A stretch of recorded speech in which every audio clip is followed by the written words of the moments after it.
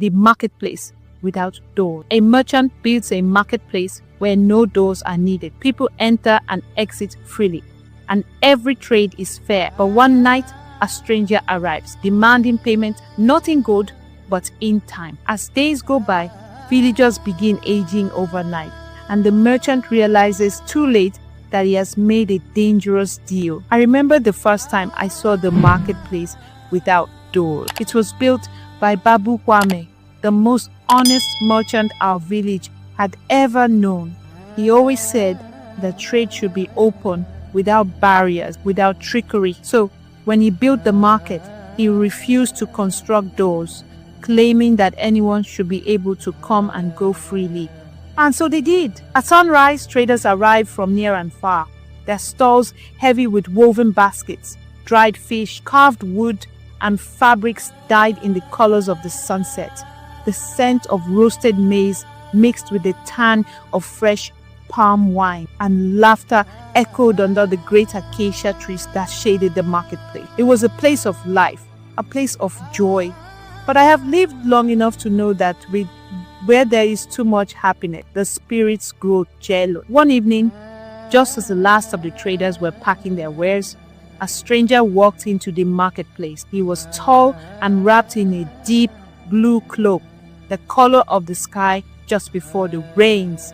His face was covered by a veil, revealing only eyes that seemed too bright for the dimming light. "I have something to trade," he announced, his voice smooth like river stone. The few traders who remained turned to Babu Kwame. He nodded, ever the gracious merchant. "What do you offer?" The stranger did not produce a bag or a box. Instead, he simply raised his hand. "I trade in time," he said, "and I ask for time in return." The traders laughed, some shaking their head. Who trades in something unseen, something uncountable? But Babu Kwame, ever curious, tilted his head. "What does that mean?" The stranger smiled, though no one could see it behind the veil. "It means that I will give you prosperity, wealth beyond measure. In return, I take only a little time from each person who benefits." Babu Kwame considered this. It sounded fair, didn't it? And so, with the sun dipping low, he agreed. The stranger bowed deeply, then turned and walked away, disappearing into the trees. No one saw which way he went. No one saw him leave at all. At first,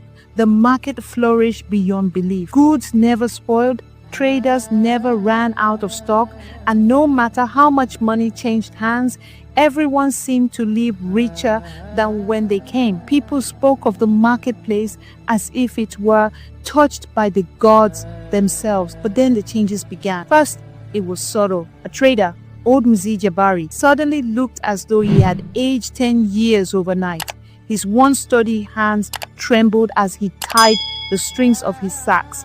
His thick black hair now thin and silver. "I must have worked too hard," he muttered. But then Mama Abini, the spice seller, awoke to find deep wrinkles carving paths across her once smooth face. Her back, straight as a young palm tree the day before, now bent as if she had carried a lifetime's weight. Whispers spread like harmattan winds. Young men who had been strong and full of life found gray, streaking their beard, their shoulders lumping under invisible burden. Women in the village no longer laughed as freely, their youthful voices now weary with age. And Babu Kwame, our beloved Babu Kwame, withered before our eyes. We confronted him at the market, his once bright gaze now sunken, his movements slow. "What have you done?" we demanded. "Why is our time being taken?" He did not answer at first. Perhaps he did not know.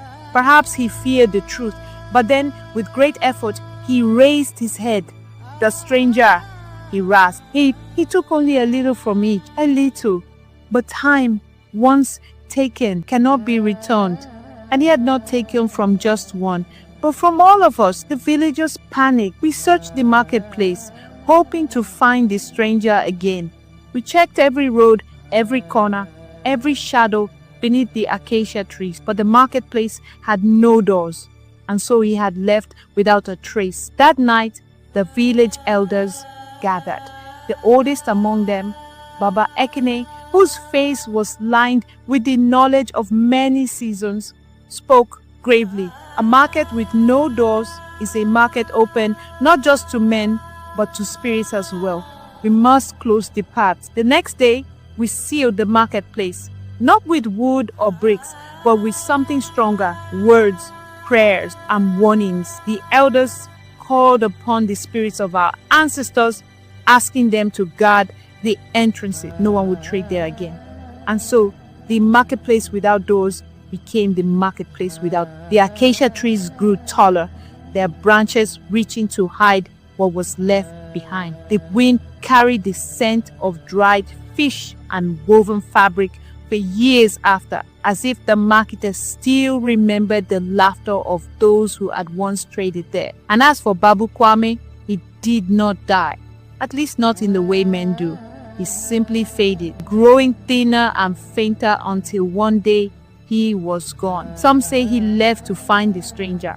Others say he paid the price in full. As for me, I still dream of that marketplace. I dream of the smell of roasted maize, the sound of happy voices, and sometimes in the wind, I hear the laughter of those who lost their time